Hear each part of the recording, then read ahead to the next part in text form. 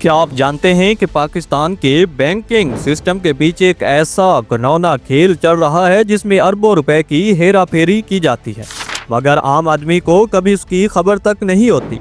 हर साल पाकिस्तान से खरबों रुपए बैरून मुल्क मुंतकिल किए जाते हैं, मगर कोई ये सवाल नहीं उठाता कि ये पैसा कहाँ से आया, किसके अकाउंट में गया और सबसे बढ़कर ये सब कैसे मुमकिन हुआ।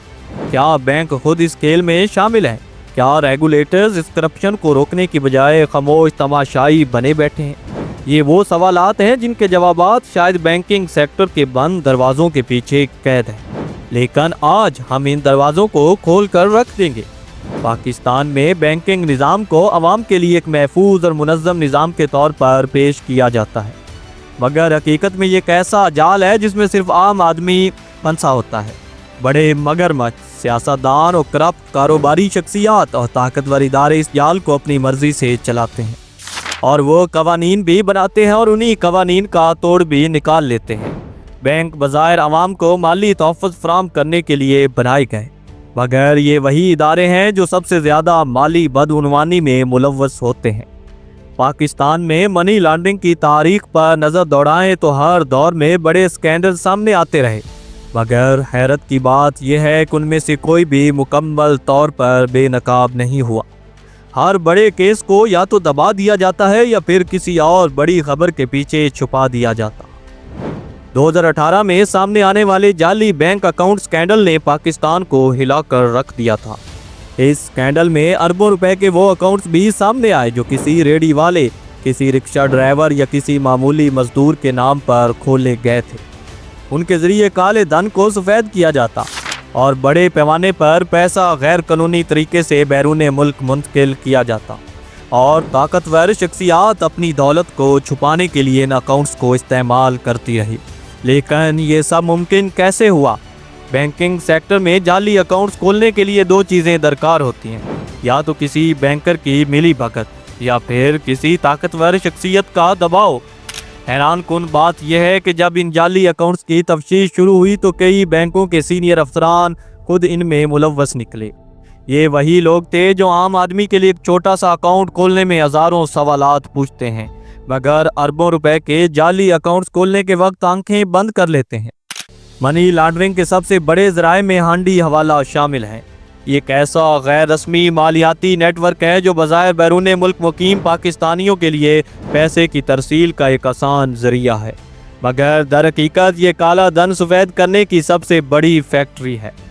जब किसी करप्ट सियासतदान या बिजनेसमैन को अपनी दौलत बैरून मुल्क से बाहर भेजनी हो तो वो बैंकों की बजाय हांडी हवाला नेटवर्क इस्तेमाल करता है।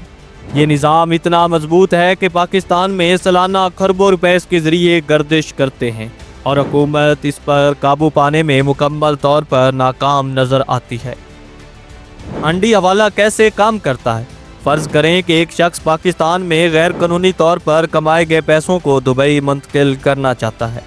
अगर वो बैंक के ज़रिए ऐसा करेगा तो उसका रिकॉर्ड मौजूद होगा और हुकूमती इदारे किसी भी वक्त तहकीकात कर सकते हैं। लेकिन अगर वो हांडी हवाला इस्तेमाल करे तो पैसा पाकिस्तान में एक शख्स के हाथ में दिया जाता है और चंद घंटों के अंदर दुबई, लंदन या किसी और मुल्क में किसी दूसरे शख्स के हाथ में पहुंच जाता है, बगैर किसी सरकारी रिकॉर्ड के। पाकिस्तान में कई बड़े स्कैंडल सामने आए जिनमें ये इंकशाफ हुआ कि मुल्क के कुछ बड़े बैंक भी इस निज़ाम में मुलव्वस हैं। बैंक के अंदरूनी ज़राए इस बात की तस्दीक कर चुके हैं कि कई बड़े नाम हांडी हवाला नेटवर्क को सहूलत फराहम करते हैं। बैंक के मुलाजमीन जानबूझकर बड़ी ट्रांजैक्शन की तफसीलात को नज़रअंदाज करते हैं ताकि पैसा खामोशी से बैरून मुल्क मुंतकिल हो सके।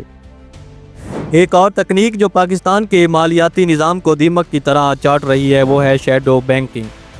शैडो बैंकिंग दरअसल वो मालियाती सरगर्मियाँ हैं जो आम बैंकिंग सिस्टम से हट कर बगैर उसी के अंदर छुप कर की जाती हैं।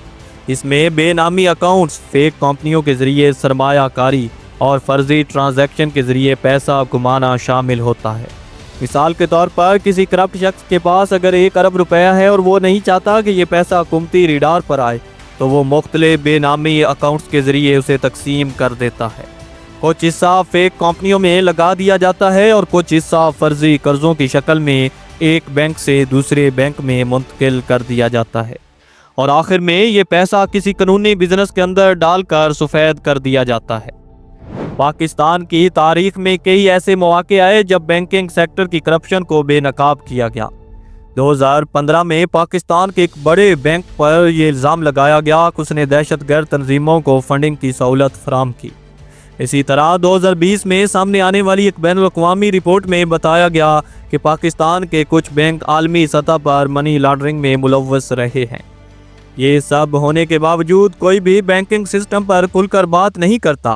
اس کی ایک بڑی وجہ یہ ہے کہ جب بھی کوئی سکینڈل سامنے آتا ہے تو حکومت صرف عارضی کارروائیاں کرتی ہے، چند افراد کو معطل کیا جاتا ہے اور کچھ بیانات دیے جاتے ہیں، مگر چند مہینوں بعد سب کچھ ویسے ہی چلنے لگتا ہے جیسے کچھ ہوا ہی نہیں۔ اس پورے کھیل کا سب سے زیادہ نقصان عام آدمی کو ہوتا ہے۔ جب منی لانڈرنگ کے ذریعے پیسہ ملک سے باہر جاتا ہے تو اس کا براہ راست اثر معیشت پر پڑتا ہے۔ روپے کی قدر کم ہونے لگتی ہے، مہنگائی بڑھ جاتی ہے اور عام آدمی جو پہلے ہی غربت سے تنگ ہے مزید مشکلات کا شکار ہو جاتا ہے۔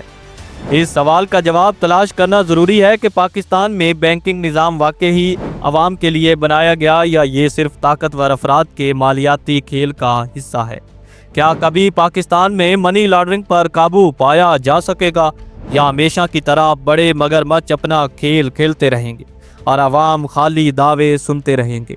یہ وہ سوالات ہیں جن کے جوابات شاید کبھی نہ ملیں، کیونکہ جو لوگ ان جرائم کو روک سکتے ہیں وہی ان کا سب سے زیادہ فائدہ اٹھا رہے ہیں۔ اگر پاکستان کو اس مالیاتی بحران سے بچانا ہے تو سخت قوانین، مکمل شفافیت اور سب سے بڑھ کر ان بڑے ناموں کے خلاف کارروائی ضروری ہے جو اس نظام کو تباہ کرنے کے ذمہ دار ہیں۔ آپ کا کیا خیال ہے؟ کیا پاکستان میں بینکنگ سسٹم کبھی شفاف ہو سکے گا؟ کیا منی لانڈرنگ پر قابو پایا جا سکتا ہے یا یہ ایک نہ ختم ہونے والا کھیل ہے؟ اپنی رائے کمنٹس میں ضرور دیں۔ اگر آپ کو یہ ویڈیو پسند آئی ہو تو اسے لائک کریں، شیئر کریں اور ہمارے چینل کو سبسکرائب کریں تاکہ ایسی مزید حیران کن کہانیاں آپ تک پہنچتی رہیں۔ اگلی بار ہم ایک اور ناقابل یقین حقیقت کے ساتھ حاضر ہوں گے۔ تب تک کے لیے خدا حافظ۔